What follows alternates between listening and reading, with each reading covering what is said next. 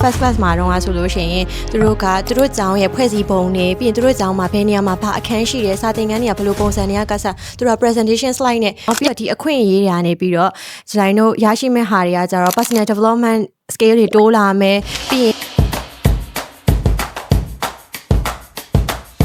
မင်္ဂလာပါရှင်ညီမနာမည်ကတော့ဇူလိုင်3မေဖြစ်ပါရဲ့ရှင်ညီမကတော့ SCI မြန်မာ College မှာ Architecture ရဲ့တက်ရောက်နေတဲ့ student တယောက်ဖြစ်ပါရဲ့ရှင်အခုကတော့ final year student ပါရှင်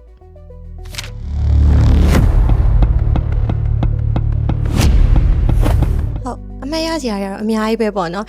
ပထမဆုံးအမှတ်ရစရာအနေနဲ့ဆိုလို့ရှိရင်တော့တကယ်ချင်းနဲ့တူတူလိုနိုင်ငံခြားကိုပထမဆုံးသွား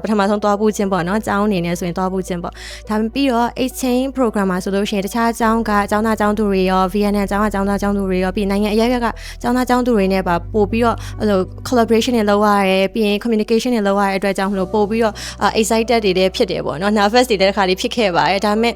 ထင်ထားတာထက်ပို့ပြီးတော့ပြောစရာကောင်းတဲ့အမှတ်တရတွေလည်းကြုံခဲ့ပါတယ်ပြီးတော့သူတို့ရဲ့ program မှာက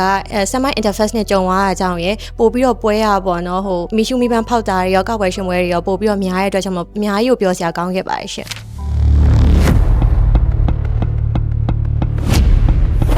အသိပညာသစ်တွေအမြင်သစ်တွေကတော့အများကြီးရခဲ့ပေါ့နော်အထူးသဖြင့် FPT University မှာကျွန်တော်တို့ပထမဆုံးစ join တဲ့ class ပေါ့နော် first class မှာတော့ဆိုလို့ရှိရင်သူတို့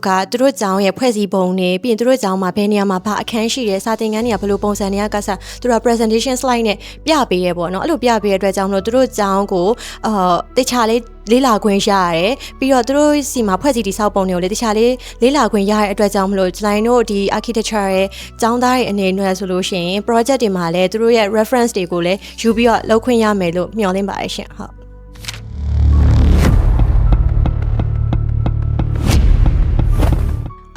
အဲ့လိုမတူညီတဲ့ culture တွေမတူညီတဲ့ဘာသာစကားတွေနဲ့ဆိုတော့ကြောင့်နည်းနည်းတော့ nervous ဖြစ်မယ်လို့ထင်ခဲ့ပေမဲ့အဆင်ပြေခဲ့ပါတယ်အဲ့ဘက်ကကျောင်းသားကျောင်းသူတွေကလည်းတော်တော်လေးကိုတော်တဲ့ထဲတွေပါတယ်ပေါ့နော်ပြီးတော့အခုတူသွားတဲ့ senior မမတွေဘာတွေကလည်း presentation တွေဘာတွေလုပ်လို့ရှိရင်တွဲခေါ်တယ်တချို့နားမလည်တဲ့အရာတွေဆိုလို့ရှိရင်သူတို့ကဥဆောင်ပေးတယ်အဲ့ဒါကြောင့်မလို့ဒီလိုမျိုး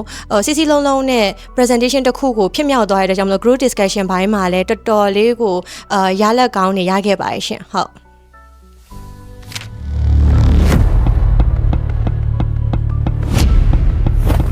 ုတ်စာသင်ခန်းထဲမှာတင်ရတာကတော့စာတွေ့ပေါ့နော်ဒီအားကြောင့်လက်တွေ့လို့ပြောရမှာပေါ့နော်ပြီးတော့တခြားကိုမသိတဲ့နိုင်ငံတစ်ခုမှာဒီလိုမျိုးကျောင်းသူတယောက်အနေနဲ့သွားပြီးတော့ join ရတဲ့အတွက်ကြောင့်မလို့ကိုရီမသိတဲ့ knowledge တွေရယ်ပြီးရင်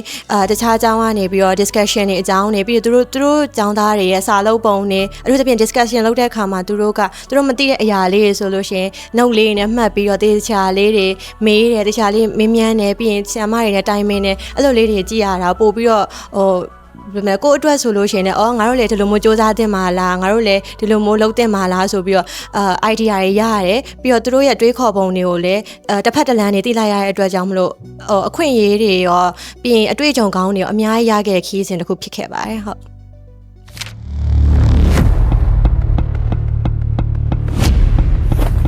ဒီလို exchange program တွေမှာ join ကြပါလို့ပြောချင်ပါတယ်။ဘာဖြစ်လဲဆိုတော့ဒီလို program တွေမှာ join ဝင်ရတယ်ဆိုတာလဲကျွန်တော်တို့ SCI မြန်မာ College ကဒီလို international collaboration တွေပြီးရင်student exposure တွေကိုပို့ပြီးတော့